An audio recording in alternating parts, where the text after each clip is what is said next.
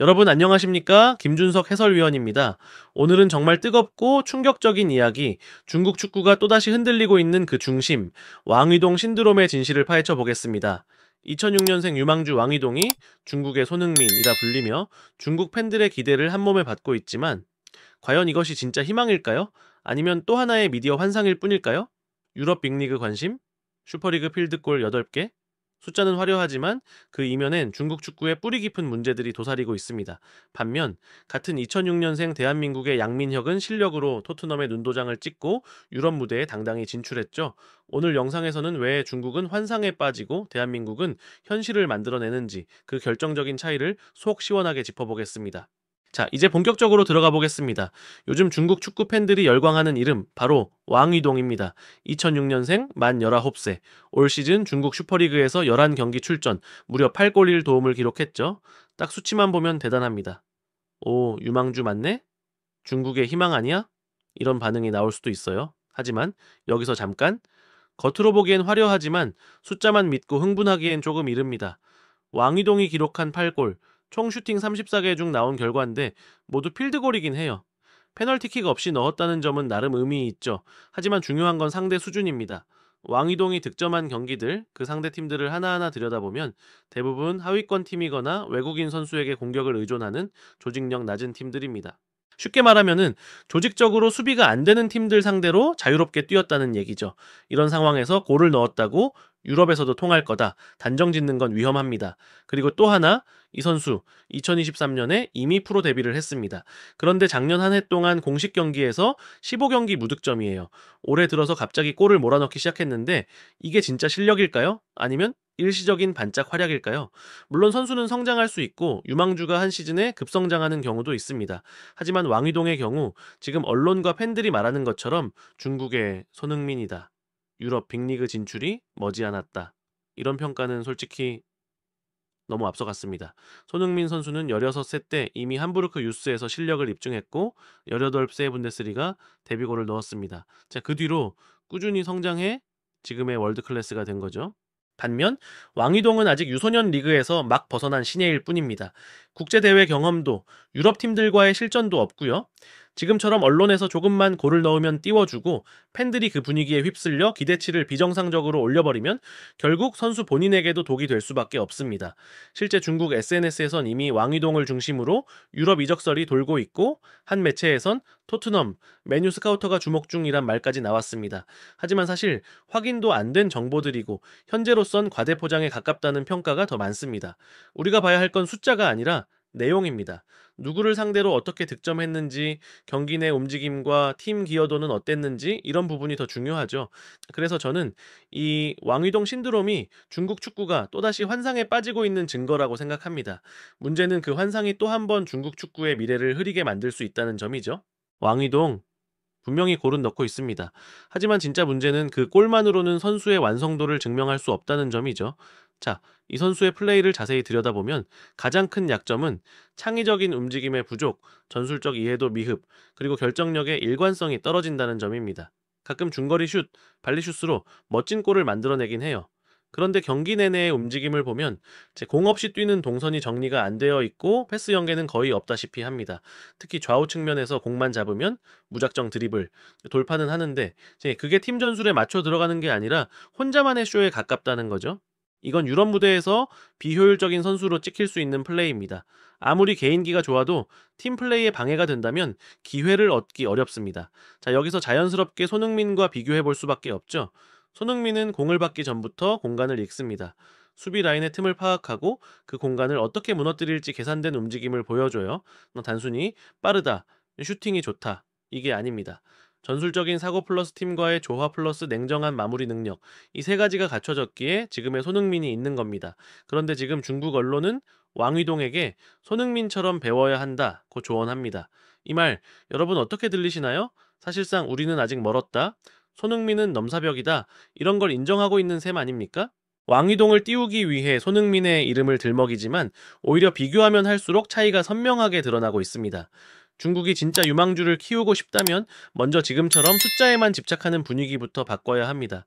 단순한 골수가 아니라 전술 속에서의 역할 수행, 기본기, 이해도, 협업 능력, 이런 게 갖춰졌을 때 비로소 이 선수가 미래다라고 말할 수 있는 겁니다. 왕위동 재능은 있을 수 있습니다. 하지만 그 재능이 꽃피우려면 이제는 개인기를 자랑할 게 아니라 축구를 제대로 배워야 할 때입니다. 자, 그렇다면은 우리 대한민국은 지금 어떤 상황일까요? 손흥민, 김민재, 이강인, 황희찬, 정우영. 유럽 5대 리그에서 당당히 주전으로 활약하는 선수들이 이젠 한둘이 아닙니다. 이 선수들 단순히 재능만 갖춘 게 아닙니다. 어릴 때부터 다져온 기본기, 국제 대회에서 쌓은 멘탈, 그리고 전술적인 이해도와 팀 플레이까지 고루 갖춘 말 그대로 준비된 인재들이에요. 그리고 요즘 가장 뜨거운 이름 바로 양민혁, 2006년생으로 왕이동과 동갑입니다. 하지만 이 선수는 벌써 K리그에서 두각을 나타내며 영국 챔피언십 퀸즈 파크 레인저스로 이적했어요. 이게 얼마나 큰 차이입니까? 왕이동은 이제 겨우 프로 무대에서 반짝 활약을 시작한 수준. 하지만 양민혁은 이미 토트넘 스카우트의 눈에 띌 정도로 국제 무대에서도 주목받는 유망주가 됐습니다.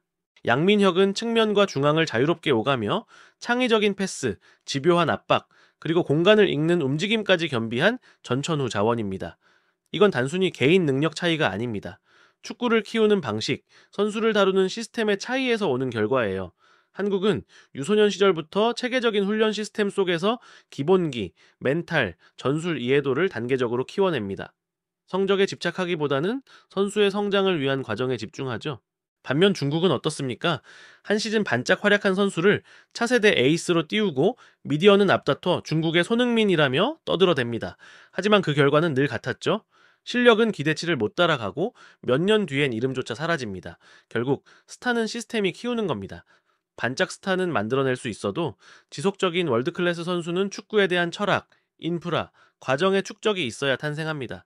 우리는 지금 그 길을 걷고 있고 중국은 여전히 현상만 쫓는 중입니다. 자, 그렇다면 질문 하나 드리겠습니다. 중국 축구는 왜 계속 실패하는 걸까요? 선수들이 실력이 없어서일까요? 아니면 감독이 못해서일까요? 그보다 더 근본적인 문제는 바로 축구 시스템, 특히 유소년 육성 체계의 부재입니다. 한국은 어떤가요? KFA 아카데미부터 엘리트 축구와 생활 축구를 아우르는 통합 전략, 그리고 K리그 산하 유스 시스템과 학교 축구까지 유기적으로 연결돼 있습니다. 이 구조 속에서 선수들은 어릴 때부터 체계적으로 훈련받고 실력 중심으로 국가대표 선발까지 이어지는 치열한 경쟁 시스템이 존재하죠. 하지만 중국은 아직도 정치적인 요소, 구단 오너의 취향, 그리고 즉흥적인 결정이 선수 선발과 팀 운영에 깊숙이 개입하고 있습니다. 이런 구조에서 시스템 없이 왕위동 같은 한 명의 유망주에게 모든 희망을 거는 건 또 다른 우레의 실패를 반복하겠다는 것과 다름없습니다. 실제로 우레이는 어떠했습니까? 중국이 자랑하던 에이스였지만 유럽 무대에서는 33경기 4골, 결국 존재감을 보여주지 못하고 조용히 중국 무대로 복귀했습니다. 이건 단순히 개인의 실패가 아닙니다. 저 축구 시스템이 뒷받침되지 않은 국가에서 한두 명의 스타로는 절대 성공할 수 없다는 걸 보여주는 대표적인 사례죠. 진짜 강한 대표팀은 시스템 속에서 자란 다수의 인재들이 경쟁을 통해 성장하고 그 결과로 만들어지는 겁니다. 여러분, 지금 왕위동이라는 이름 중국 언론에서 떠들썩하게 띄우고 있습니다. 화려한 골 장면, 멋진 중거리 슛, 마치 손흥민의 뒤를 이을 슈퍼스타처럼 포장하고 있죠. 하지만 축구는 단순한 개인기 쇼가 아닙니다. 기술, 전술, 정신력, 그리고 무엇보다도 시스템, 이 네 가지가 균형을 이룰 때 비로소 진짜 경쟁력이 나오는 겁니다. 지금 우리 대한민국 축구는 어떤가요? 아시안컵 4강, 월드컵 16강 진출, 그리고 손흥민, 김민재, 이강인, 황희찬, 정우영까지 유럽 5대 리그에서 활약하는 선수가 이렇게나 많습니다. 이건 단순한 개인의 성과가 아니에요. 수십 년 동안 축구 시스템을 갈고 닦고 현장에서 땀 흘린 수많은 지도자와 선수들, 그리고 팬들의 열정이 만든 값진 결과입니다. 이게 바로 대한민국 축구의 자존심입니다. 우리가 갖고 온 자산이자 앞으로도 세계 무대에서 당당히 설 수 있는 힘이죠. 왕이동, 물론 잘하길 바랍니다. 자, 축구팬으로서 동아시아 축구 전체를 위해서라도 응원하고 싶습니다. 하지만 지금처럼 과장된 기대, 기반도 없이 만들어진 환상, 그리고 시스템 없는 단기적 육성 방식으로는 결코 손흥민, 김민재 같은 선수는 나올 수 없습니다. 우리는 이미 그 너머로 가고 있습니다. 자, 단단한 뿌리 위에서 끊임없이 도전하며 더 높이, 더 멀리 나아가고 있어요. 축구는 단기 승부가 아닙니다.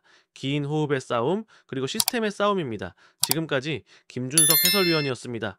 오늘 영상이 마음에 드셨다면 구독과 좋아요, 알림 설정 꼭 부탁드립니다. 우리가 가는 길이 바로 아시아 축구의 미래입니다. 감사합니다.